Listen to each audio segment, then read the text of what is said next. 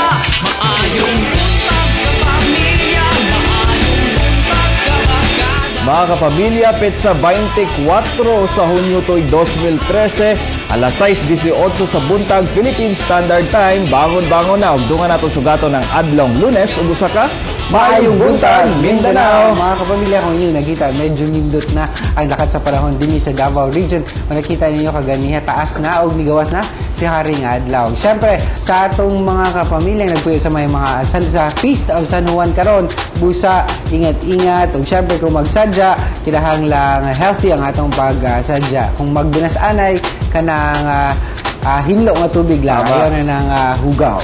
Naay guidelines gani dito sa San Juan City nung dapat yun limpyo nga tubig ug bawal tong mga tubig sa kanal ug bisan unsa nga mga hugaw sa tubig para at least dili masuya o dili mapikon kini nga katawhan kung mabasa sila og hugaw nga tubig. Tama ka niyo. Siyempre sa atong mga kapamilya diya sa may San Juan Agdao, happy fiesta. Ug siyempre mga kapamilya, good news usa ta kay usa ka Pinay teacher ang naapil sa 11 ka mga awardees sa New York City tungod sa gipakitang kahanas sa pagtudlo. Nakuha ni Marieta Heraldino, teacher sa 10th ug 11th grade sa Geometry sa Frederick Douglass Academy 11 sa Harlem, Manhattan, ang ginatawag nga Big Apple Award. Og 24 anyos ng teacher si Heraldino og 9 anyos sa New York og 15 anyos din sa Pilipinas. Og mismong si New York Mayor Michael Bloomberg og Schools Chancellor Dennis Walcott ang naghatag sa award sulod sa Gracie Mansion. Ug ang tanang nakadawat ug pag-ila nakadawat sabog $3,500 nga classroom grant. Maayo kini labi na nga sa atong mga teachers nagpasabot lang ang atong mga magtutudlo nga dito nagtrabaho sa gawas mga hawod sab, di ba? Siyempre world class. Og naghatag sa ginig inspirasyon sab sa atong mga Filipino teacher nga mas determinado pa sila sa ilahang field. Og siyempre from good news to not so good news tungod kay warning sa mga motorista kay another oil price hike ang gilauman nga moabot karong semana og posibleng musaka sa 75 centavos hangtod sa 85 centavos ang presyo sa kada litro sa diesel ang posibleng itaas. Samtang 40 centimos hangtod sa 50 centimos kada litro sab ang isaka sa gasolina. So atong mga motorista dapat tipid-tipid gihapon hangtod karon kaya padayon ang pagsaka sa atong mga produktong petrolyo. Ilabi na ni atong mga drivers na lang magtipid gyud daron nga makatipid sab sa atong pagpamasada. Pero ako nabalitaan nila nagtanaw-tanaw daw ka last week dito sa mga wedding coordinators. Na ba'y plano ni magpakasal? Wala pa. Ikaw pa na ba? Wala pa gihapon pero atong tanawon nila. Katong mga nagplano nga magpakasal, unsa pay bintaha na magiuban nga kanang complete entourage brand new, na pay uban nga mas gustong magrenta. Pero unsa may mga advantages niini atong sayron?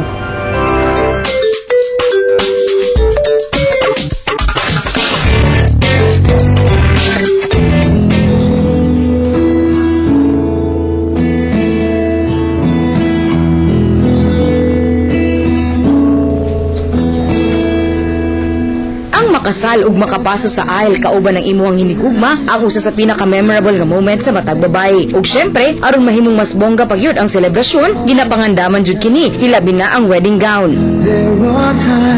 Sama ni Lorena Bolo nga sa Oktubre pa kaslon, pero karon palang daan nagpasukod na para sa iyang wedding gown. Sa mga naidagko nga budget, pwede kang magpatahi. Ang advantage sa magpatahi gyud og kanang wedding gown is fitted gyud sa imuha. Tapos ang imuha gyud ang style mo gyud makuha na ang imong gusto.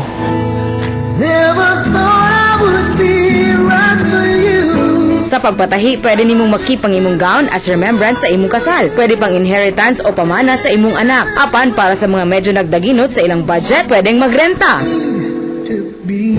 Ang advantage kung sa rent, at least makita na niya daan ng gown. Makapili siya mga different designs.